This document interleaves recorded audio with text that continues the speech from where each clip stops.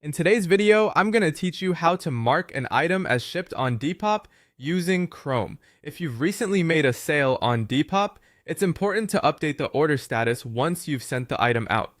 This helps keep the buyer informed, makes your selling process look more professional, and ensures the transaction is properly documented in your account. I'll walk you through exactly where to click and what to enter so you can do it quickly and confidently. To begin, open Google Chrome and go to Depop.com. Once the website loads, log into your Depop account. Make sure you're signing into the correct seller account so you can access the sale you want to update. After you're logged in, look to the top right corner of the page and click your profile icon. This will open your account menu where you'll find several options related to your activity and account settings. From that menu, click on your selling hub. This is the main area where Depop organizes your seller activity, including listings, orders, and completed sales. If you sell regularly, this section is especially useful for keeping everything in one place.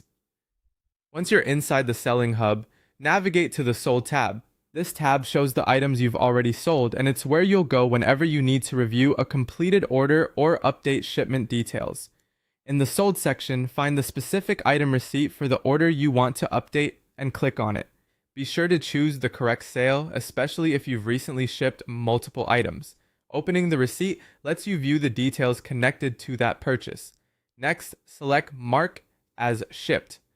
This tells Depop that the item has been sent and that the order is now in transit. It's a simple step, but it's an important one because it updates the order status for both you and the buyer. After that, add the tracking number, enter it carefully, and double check that all the numbers and letters are correct. A tracking number allows the buyer to follow the shipment and can also help avoid confusion or delivery disputes later on.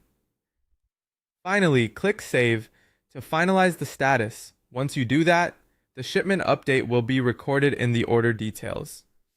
And that